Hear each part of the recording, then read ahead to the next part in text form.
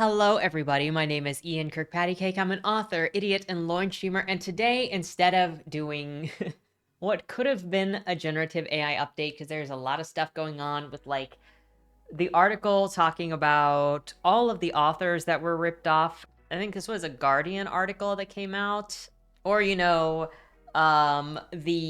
Studio Ghibli counterfeits just throwing all over social media and any of the related stuff. Instead of talking about that news, which we will do next week, I wanted to first prioritize this, which is the quarterly update I sort of do where I share the art that I've been working on and just kind of talk about life. So more of a vloggy thing, but just feelings in life and the drawings of the characters and updates on projects that I'm working on, partially for my own accountability and partially just partially just because it works with sharing art.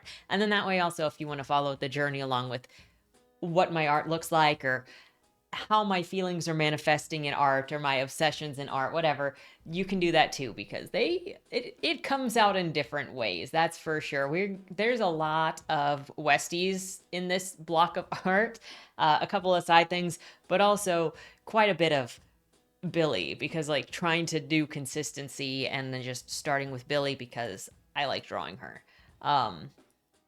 So yeah, we're going to do that this week and hopefully feel a little bit inspired against all of the odds and all of the discouragement that's out there. That's also why I wanted to do this video instead of the generative AI video, because there is so much out there that is to discourage, that is to belittle. I mean, even the video on Thursday with the Thursday's book review, I don't know, it was sad to me because I have to associate really bad feelings with that book now. Normally I can just read a book, but there were so many feelings involved with what was happening when I was reading that book that it just made it worse.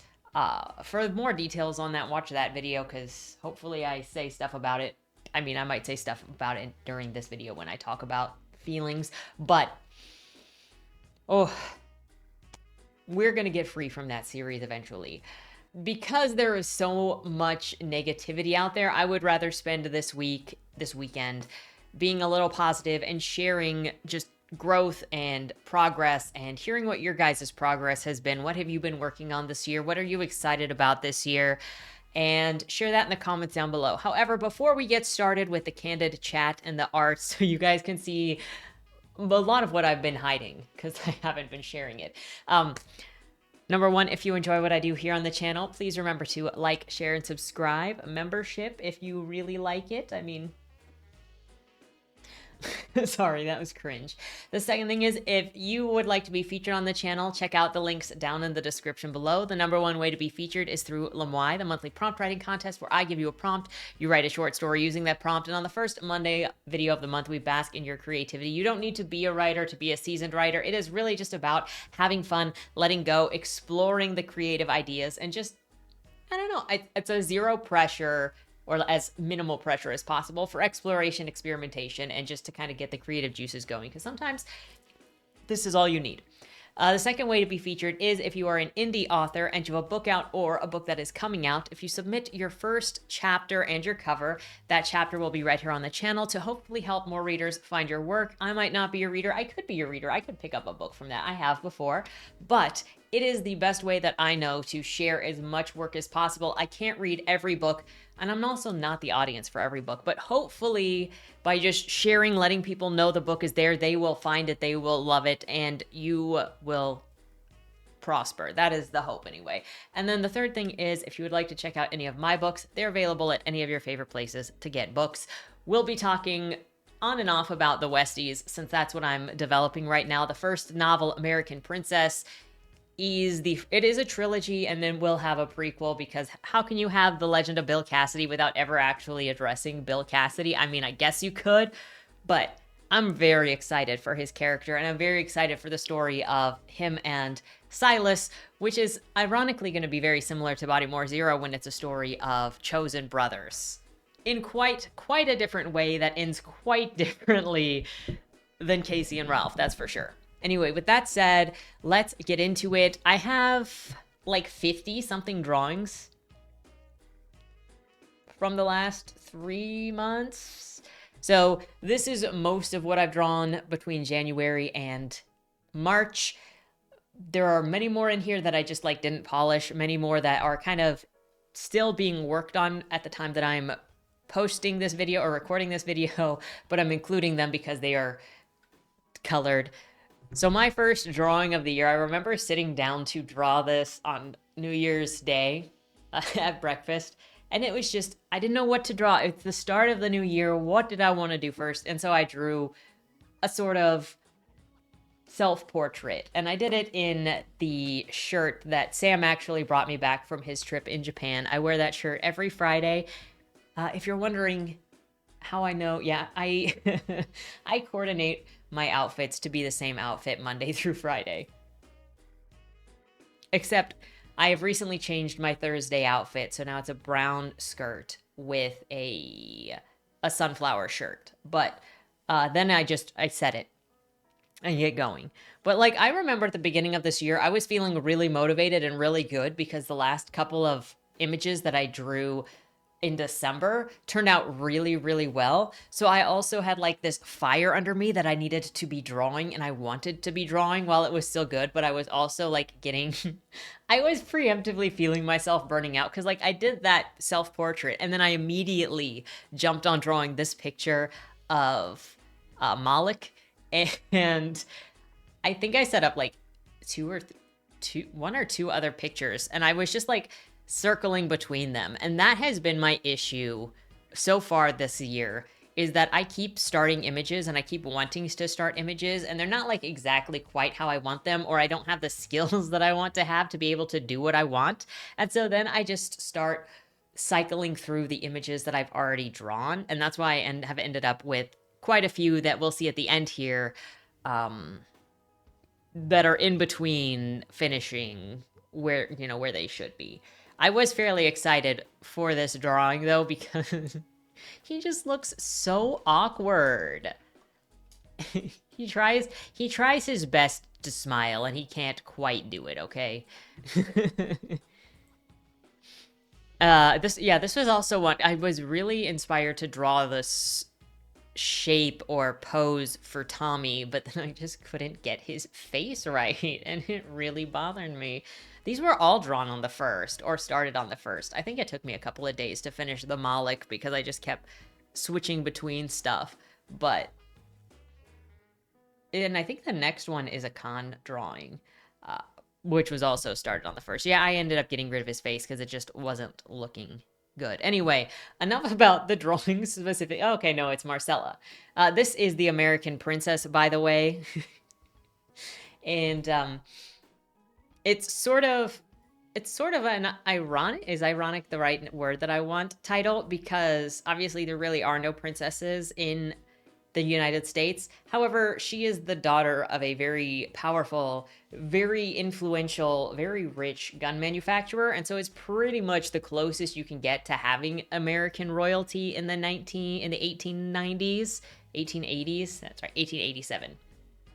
So that's really what the book is named after, even though it is about Bill Cassidy's kids. So it actually, if you think about the titles, and I think I've only mentioned the first title. The other titles are kind of in work in progress location, but American Princess is titled after her because it has more to do with who the Cassidys are interacting with. The second book will be titled after Daisy, and then the third book will be titled after Ambrose, which is leaning into New York Cowboy. And then personally, at the moment, I'm leaning in for the prequel to be titled Lost Brothers, because Silas and Bill start out in different places and find each other, and then they kind of lose each other, and that is the crux of the story. Anyway, I was initially very happy with this drawing of her, and then I started hating it, and then I started being okay with it again, and then I finished it, and then I was like, I can't look at this anymore. I can't look at this. Anyway, so obviously my year has been busy. I've been drawing a lot. I've been writing a lot. Is this a con drawing? This is a con drawing. I was trying a couple of different methods to try to figure out how I wanted to do faces, as you could see with his bulbous eyes. for me so far this year has been some ups and downs emotionally. I mean, who hasn't it been for? There's been some feelings of being a burden quite a bit, or bothering people quite a bit. But all you can really do is keep going forward. And since I've still been working on the first draft of Westies, I'm in that phase of I don't necessarily know what stuff is going to turn out looking like, or I had been. I actually finished, so that should be my first update actually, is that the Westies is now fortunately in revision. That means that I have gone from the beginning of the book to the end of the book. I have all of the chapters at least laid out. There is a lot of work to do in revision, and just to be clear for everybody who has different methodologies or is unrelated to writing at all, for me, revision is taking the first draft, having it on the side, and then rewriting it. And when I rewrite it while referencing the original, I will change things, I will change dialogue, I will fix scenes, and as I was writing the first draft, I was leaving notes at the top of each chapter to tell me what I needed to change. I was actually really proud of the way that I drew her body in this, and then I was like, I have to put a shirt on her. I'm so sad.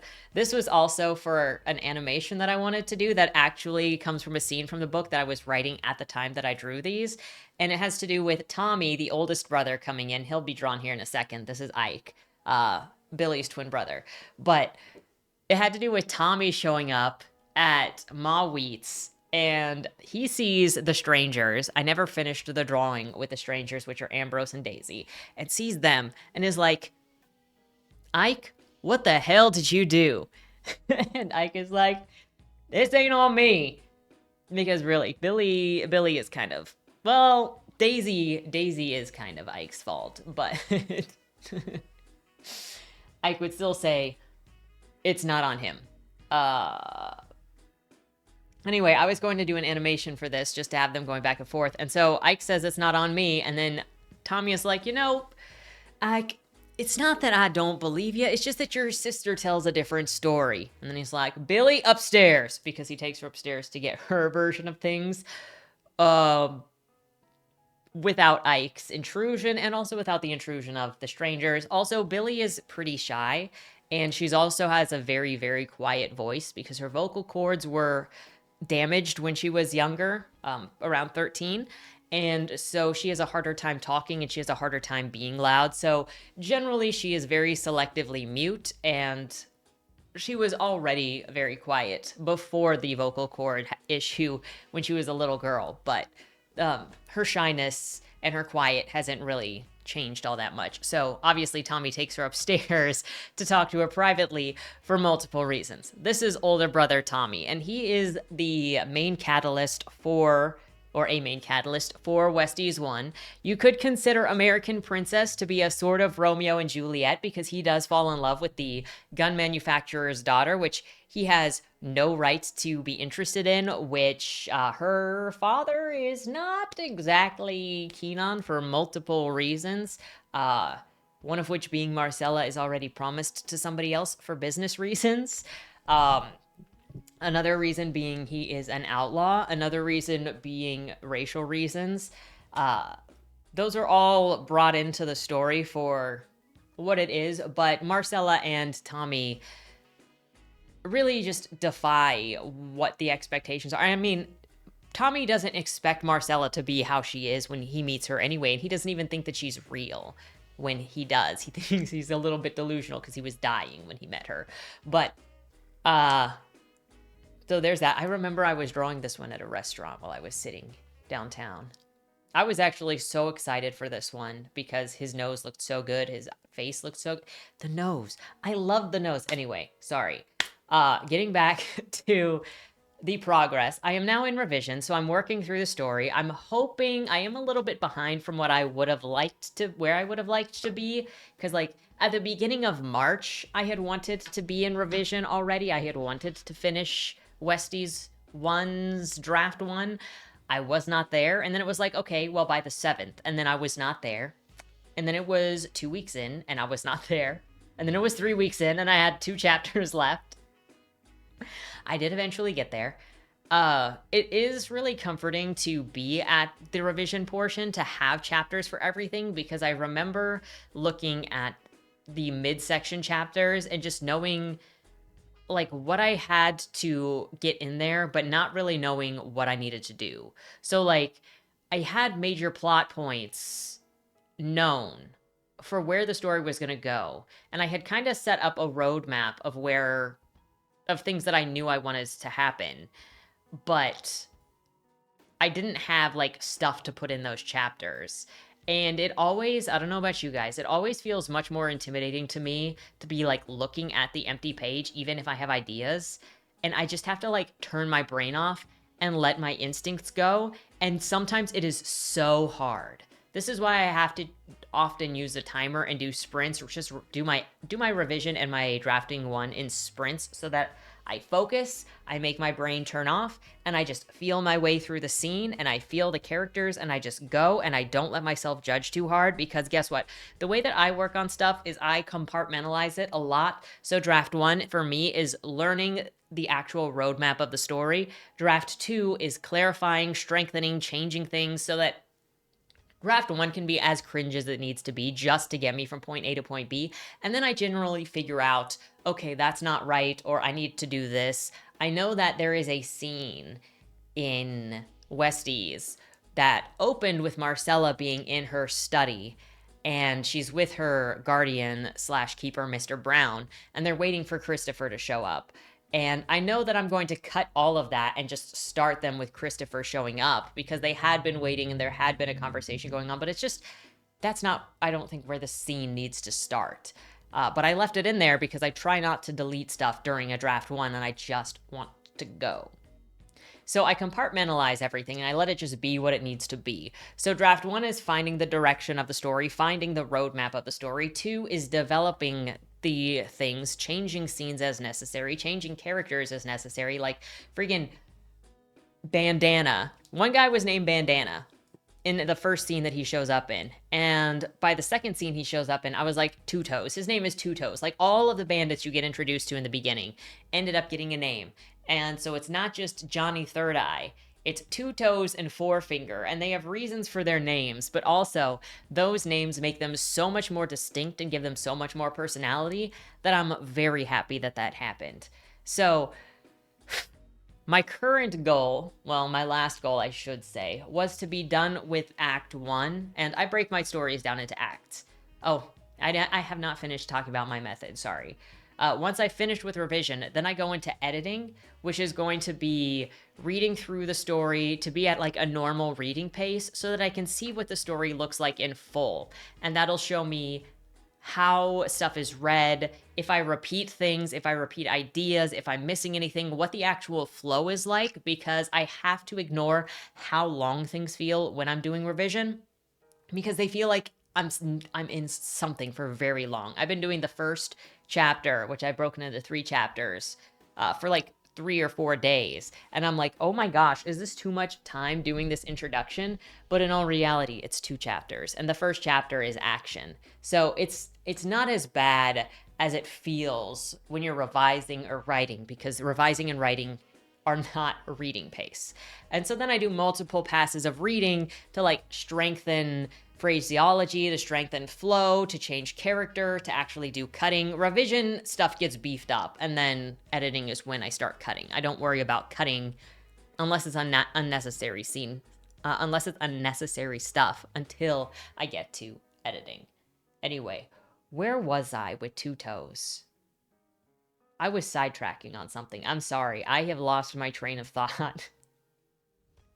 Oh yeah, I was hoping to be done with Act 1. I break my stories into multiple acts, and those acts just stand for like where the world of the character turns, or a big decision is made, and then it's going to inspire all of the following decisions. It's nothing super formal, and it is just a way for me to compartmentalize my book so I can like see it done in segments. This book just has 4 acts because that's what worked. Isn't she adorable? This is Marcella again. And so I was hoping to have the whole first act done by the end of March so that I could start on Act 2. But I'm probably like 14,000 words into Act 1, and I still have 5 chapters left to do of it. So the current goal is to get Act 1 done by next week, so then I can pass it on to Monty. Because in case you don't know, I'm co-writing this book with another person. And so once I'm done revising, since I've got the ideas for how I want to rewrite things, I'm going to pass it to her. She's going to do her stuff on it. Then she's going to pass it back to me. And then I'm going to go into the editing phase. So that'll be fun. My goal, though, is to have a full revision by summer. We'll let you know how that goes. And to then just be editing, because we're going to go through it a good number of times to make sure that it's good, that it flows at the very least. Now, whether it's good or not is going to be somebody else's thing.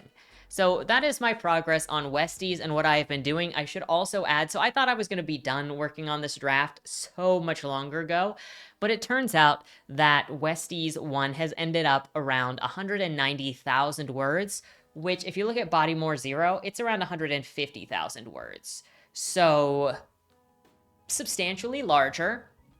It looks like Westies is going to turn out to be something of an epic, which I can't say I'm really surprised. Oh my gosh, she is so cute. It's Marcella again. And yeah, so obviously this took longer because it just kept being longer than I thought it was going to be. I will not be surprised if this book ends up still around 100 or around 200,000 words in the end of things. Like I said, I got some large portions to cut while I'm doing revision because I got to remove some things. However, I'm also adding more scene into things, and revision for me typically gets longer. So I'm just keeping aware of it. That's what's to go. So with all of that said, let me know what you're working on right now. And it doesn't have to be writing. If you're watching this and you're not a writer, I would love to know what you're working on in your life that is just like for you, that is just for fun. It can be literally anything, and it doesn't even have to be creating. Just what are you doing for you? Now, on more personal things, I want to say that I am very grateful at the moment. I'm not going to spend too much time on this because I will cry. But 6 months ago, I was afraid that I was going to lose Tate. And fortunately, I mean, I would pick him up, but he's sleeping and I don't want to disturb him now. But I was afraid that he wouldn't be here. And I was even like gauging it with when Pirates in Hawaii was coming out, because, you know, this was in September and I'm like, what if he's not here? I was panicking that he wouldn't be here in February. And he is still here. He is doing fine. And so I'm very grateful for that. Most of the time, the panic is simmered, so we're okay. But see, I can feel the sad coming on. So we're gonna go and just be grateful that he is doing well. Another thing that I want to mention with my drawings, which you're going to kind of see here, but not really. So I said that I was drawing Billy 1 for consistency. I mean, I have a handful of characters. I have a lot of characters, but I'm going to cycle through a couple of them at a time. It depends. Like, most of the end of last year was like Khan and Malik. I was drawing them a lot more. I think during summer of last year, I was drawing Marcella more. So I just kind of pick to gravitate toward a character more every so often. And another thing with Billy specifically is I gravitate to drawing her especially, not just because I like to draw her, but also she's specifically expressive because she's quiet. I feel like her hair is easier to draw because it's not pushed back and it's not curly. I get scared of drawing the curly hair, which is why I don't draw Ralph or Daisy as much. How did this turn into a Marcella? Oh, okay. Then I just totally switched it. I didn't like that, and then I just totally switched it. But she is also my go-to when I'm feeling alienated, because she feels alienated. And I get these images in my head that I'm not good enough to draw yet, that I wish I could draw for her, because of how she communicates, or her lack of communication, and the situation that she and her brothers are in, where it's just like, they've been through some really terrible things. And one of those things had to do with, her father. I don't know how much I want to spoil about the family, but the alienation and this fear of being alone. She sleeps with constant connection to one of her brothers, usually Ike, because that's her twin brother. Because it gives her a comfort and a sense that she isn't alone. But with all of the stuff that they've been through and how they live their life, which is on the road constantly moving so that their demons can't catch up to them, when their dad's demons can't catch up to them, she ends up being neglected from the needs that she has, the emotional needs that she has, what she's been going through. But that's also just survival. Like, they're doing what they have to survive. So she also doesn't really say anything.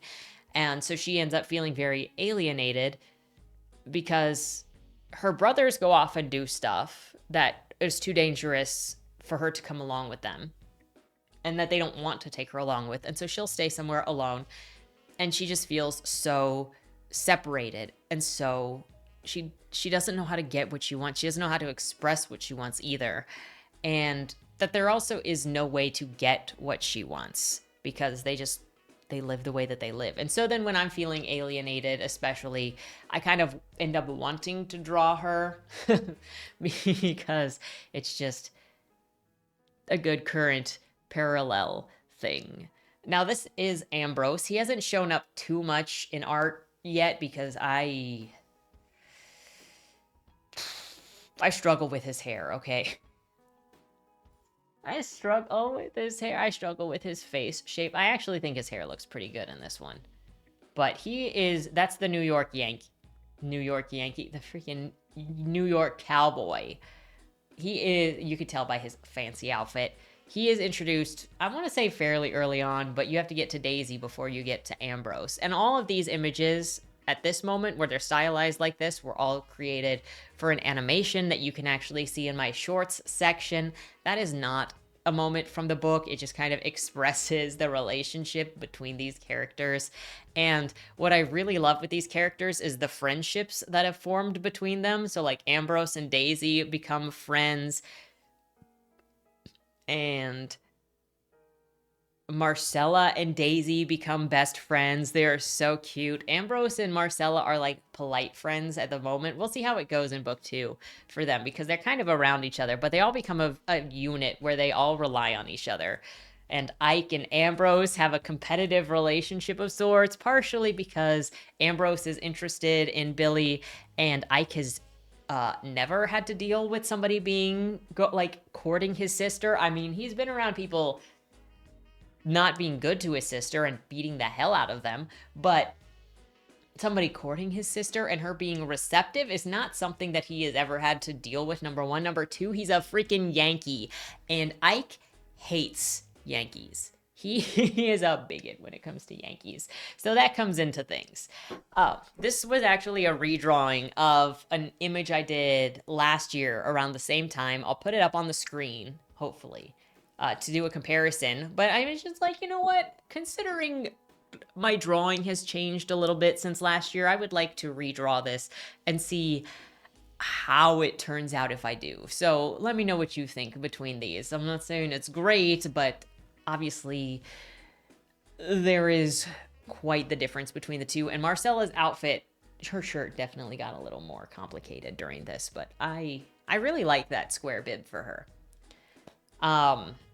So going on to other things that have been going on in my life, there has been a lot in the last couple of months, especially. I mean, it's happened on and off, and it showed in the video I did back in December saying, like, this needs to stop and talking about being used by people. And, like, yeah, that's not something that really changes. I just know that in the last couple of months, I've had multiple people that I've considered friends or friendly that were like that were years long relationships that I didn't expect to just bail or treat me as dismissively as they have. And that has been probably the most difficult thing, is people that I've respected or that I have trusted have turned out to just be like, everything that they said just wasn't oh my gosh, I forgot I drew her hair like this. This was me trying to create a new character, but I could not figure out what to do with her hair. So I kind of gave up trying to make it a new character and then attempted to Joey, which I don't like how this turned out either. So take that as you will. This is not a good drawing of Joey, but it is what it is. I can't believe I went from the face that was there that I actually liked to whatever this is, but here we are. Well, you can't get to what you want without looking at what you're not happy with. So it's the learning curve. Anyway, some of those had to do with, like, I talked about getting hit with depression from reading the library of the unwritten. And part of that had to do with just like how many people in the same week, or the same time period really, were insinuating or just saying that I was a joke. And I mean, I think it hurts anybody to be told that your efforts don't matter, the things that you care about don't matter, you don't matter. And most of the time you can just brush it off. But what do you do when it's like people that you respected or you cared about? And it gets to you at some point. And one of those had to do with somebody that was sharing generative AI memes. And I was like, I don't want to talk about this. I would not like to address this. We got different views on this, and I just don't want to get into it. They pushed the discussion, which ended up with me, you know, describing my issues with it, and then basically being like, well, art is a far cry from the medical advancement. So basically saying that the art was stupid to care about in exchange for the medical things, or that there's nothing that you should have an issue with when it comes to AI because of the medical side, when every time I said it was generative AI. And when I was like, this is why I said I would rather not talk about it, because we got different views. And for me, looking at this sort of conversation is the same as like a Christian trying to convince an atheist to find faith, or an atheist trying to convince an Orthodox or a devout Christian that God isn't real. It's a useless endeavor. Now, you can have different perspectives on any of these issues and different beliefs and actually coexist by just sharing perspectives when people want to engage. But if you're going into a discussion with somebody who has a different perspective than you for the purpose of arguing with them, you're not going to get anywhere. My personal belief is the best way that you can convince anybody of anything is to just like live your life. Just be the best person that you can be, what you see as a good person.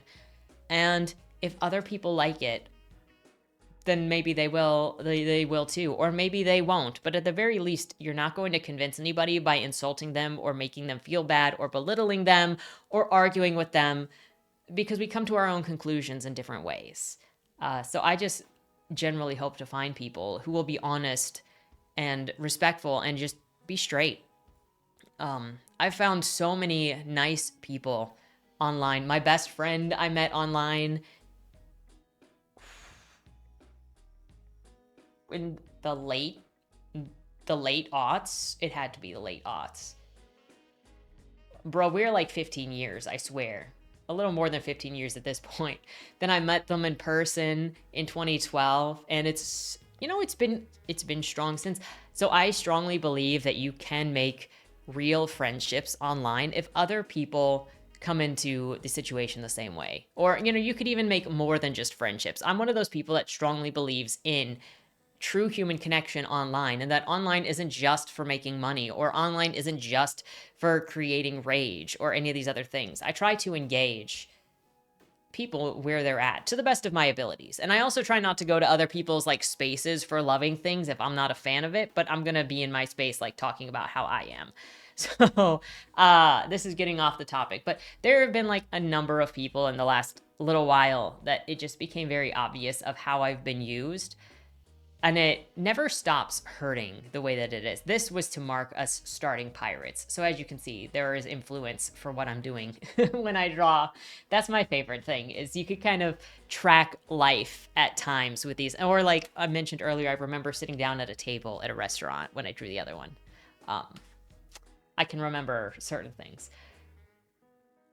Anyway, with all of these interactions, it can get really easy to become cynical and to become depressed. And like the thing that gets the clicks on the internet, the things that get the money on the internet is rage baiting, is being insulting, is making people upset so that they feel the knee jerk to respond to you. And especially like with Twitter, since it's monetized its responses, people really just even more tried to rage bait. Like, I thought we were out of this from friggin' BuzzFeed 10 years ago, but it's just worse in other ways. And so, honestly, I block everybody I see that has the blue check mark because I don't want to be pulled into the rage baiting paychecks. But it can get really easy to be cynical because you just see meanness all over the place, or you see people trying to take opportunities, trying to take advantage of people, or trying to belittle people if you're not on board with them. And so then you can really start to see the worst in people, and that can become part of the, why am I even bothering with this? So, brief aside, hopefully I don't forget my thought. This is part of a 3-image series with the Cassidys where they all have the red bandana that they wear kind of over a part of their body. So Billy's is over her mouth because of the trauma that quieted her. Ike's is going to be over his eyes, and then Tommy's is around his neck because I couldn't figure out something better to do. And you know what? Maxwell wants to put him to death. So that was a good enough for me. Anyway, it can be really easy to get cynical, and it can get really easy to be like everybody sucks and everybody is constantly out to fight. And as much as the internet, I think, can make us more likely to be on the defenses, to have our heckles up, I also think that it can be used to connect with others and to humanize others in an understanding if we allow ourselves to understand others without taking offense that people approach things differently.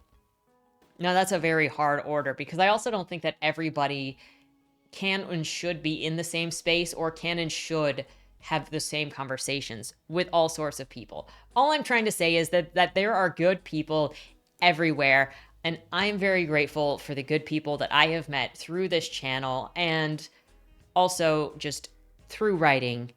Even if I have questions, even if I have some biases against writers at the moment for how I've seen writers treat other people. And yes, I like individuals who write, but talking about the writing community is another thing for another day. So to make this all like not really sad or upsetting, I do want to say how grateful I am for the people that I have met through this channel and that I've gotten to talk to through the Discord. I feel like it's helpful to remember to be grateful for the good things, especially when you've kind of been feeling down. And so, I don't know if I should say some of you that mean the world to me. I mean, obviously there is Sam. That is my bestest friend for more than a decade and a half. Stuck with me. And he is my brother that I wish I lived closer to. He knew me when I lived in Alaska. We have Monty, Vanya, Egao, Toasty, Grumble, Bob, Faye. Like, some of you are newer to like being around me than others. Polly, some of you I've known you since AuthorTube After Dark, which, you know, is 2022. You've seen my entire learning to draw arc from the beginning. But I feel very blessed to have you guys in my life, to get to know you more. And there's even Abigail / Thaumagist and Camel that I don't get to talk to as much, but you mean a lot to me and you've changed my life. And I think about you like some of these things.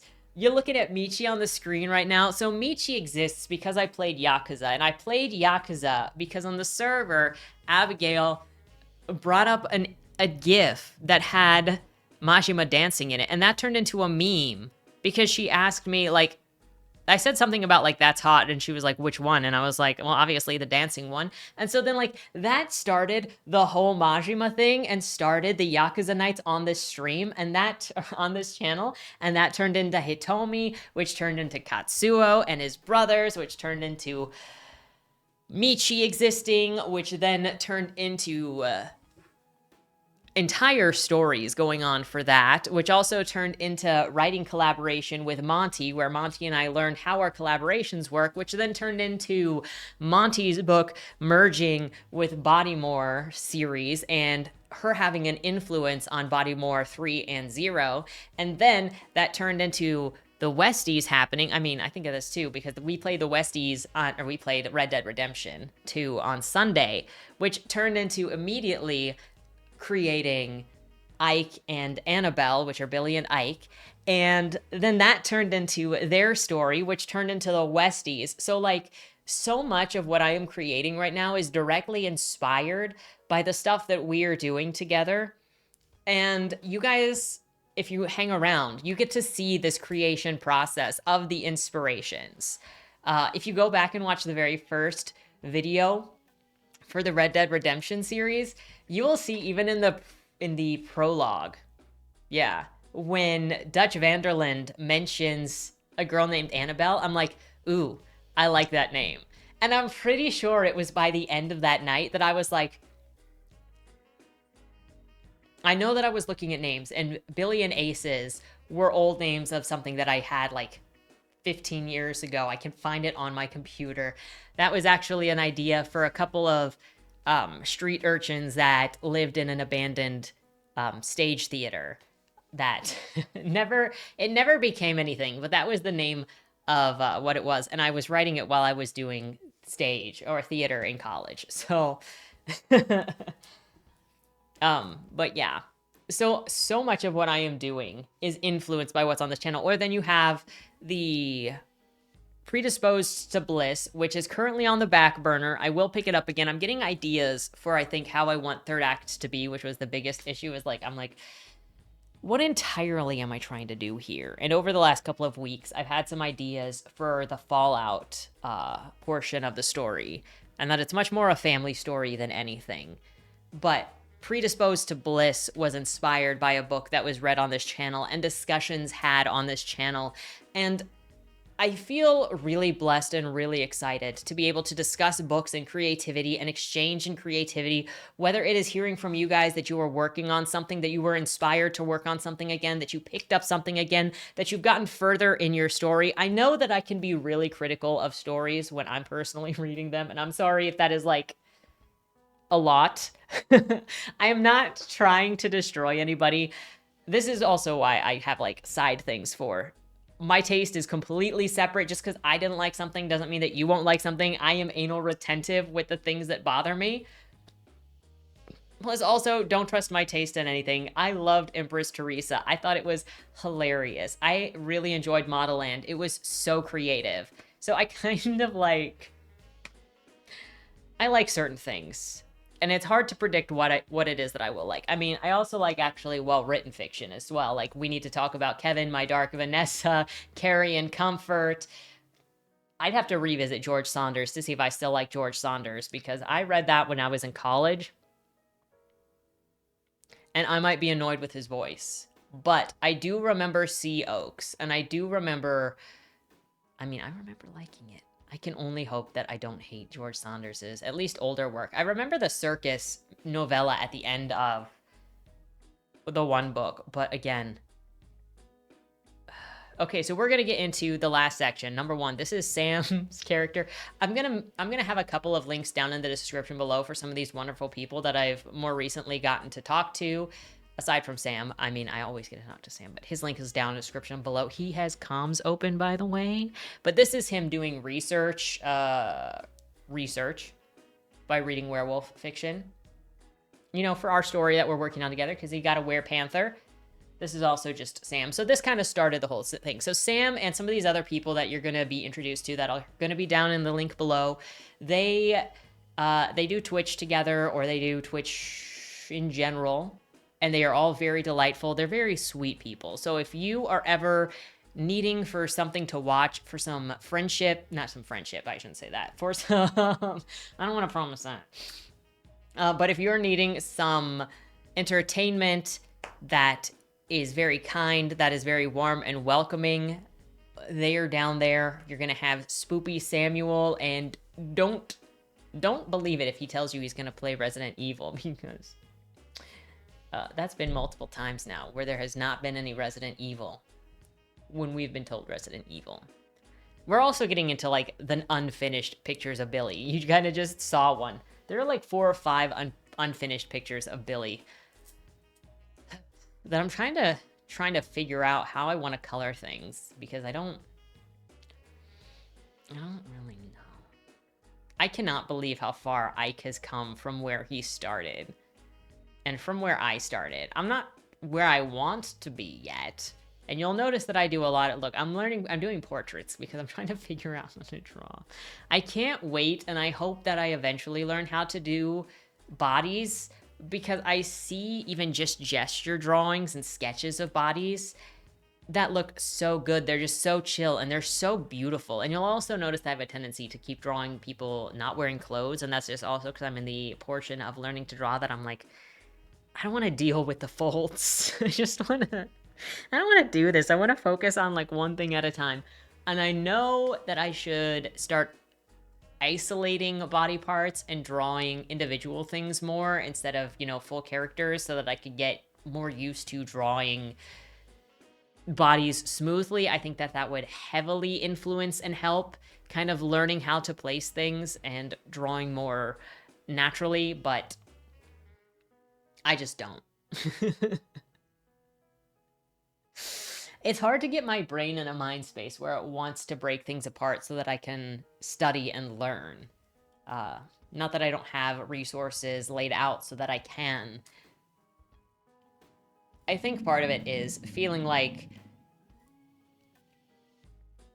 you don't have something to show at the end of it, like when you're just sketching stuff. And, like, yeah, you can show your sketches, but it's harder for me to convince my brain to do those when there's nothing necessarily to show for it in the end. And that's because it's building up scaffolding to, you know, build into other things. But that's why it's so difficult, because my brain is just like, I know the benefits.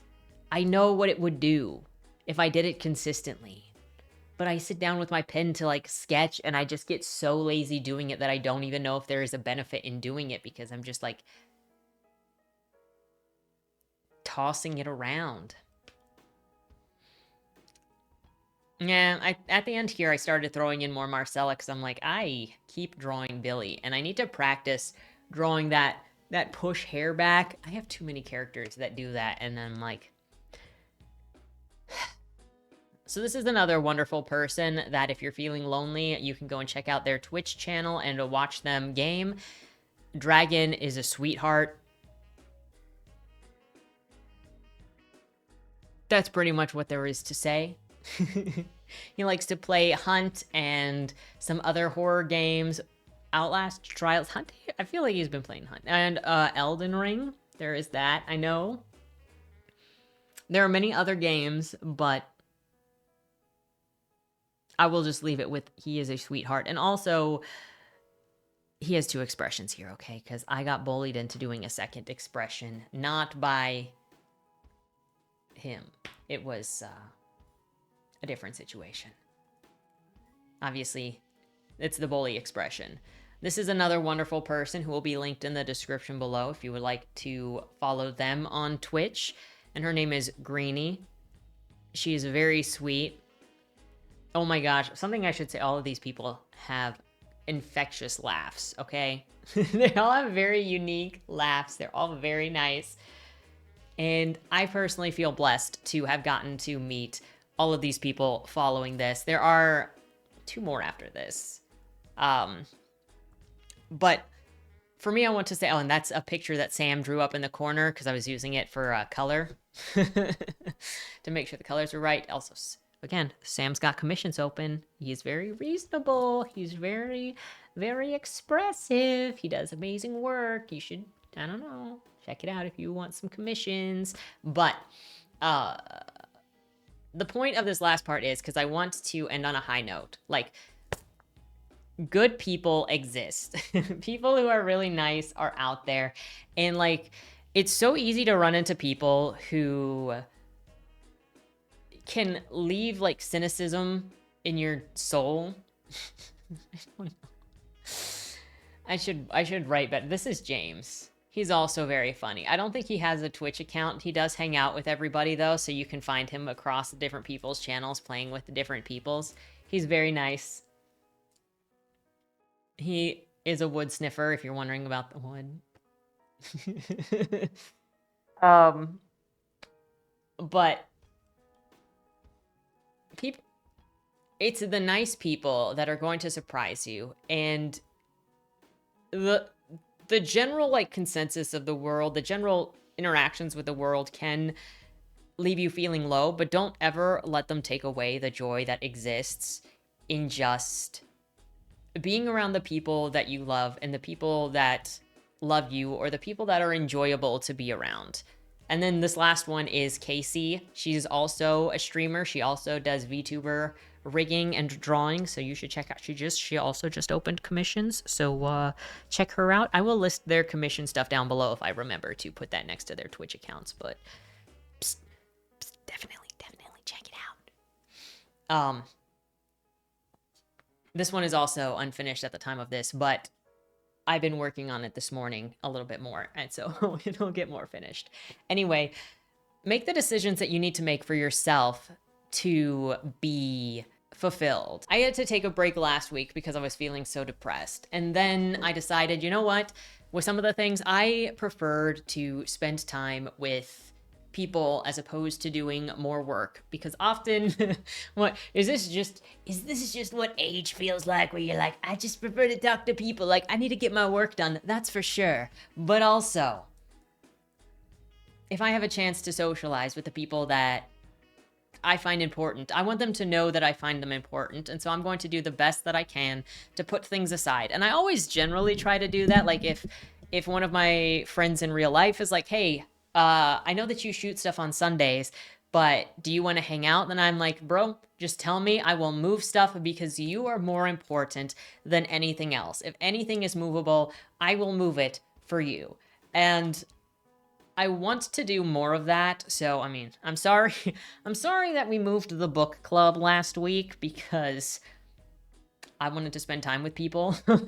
But I do want to prioritize that because I think it's important, and I think making sure that people know that they are important to you is also important. And I think that it's also good for your soul to just like spend time with people that are refreshing. I mean, that's so obvious, but I I just wanted to say, like, as bad as some things can be and as low as some people can feel, and you never know when like your lowest point is going to hit you. Like, I couldn't have expected that freaking Library of the Unwritten was going to punch me where I couldn't stand it with everything else around it. Like, I couldn't know what all was going to stack to make me feel as low as I did.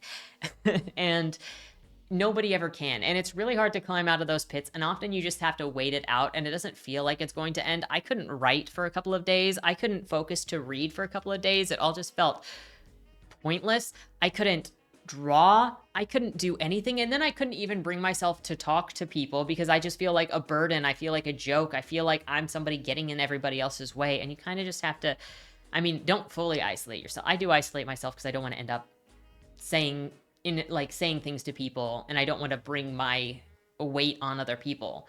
But when you start feeling like you can climb back out and that you feel safe being around people, I do think it's important to remember to put yourself around other people and focus less on like what the internet is saying or what other people are saying, because all of that can bring you down and will bring you down.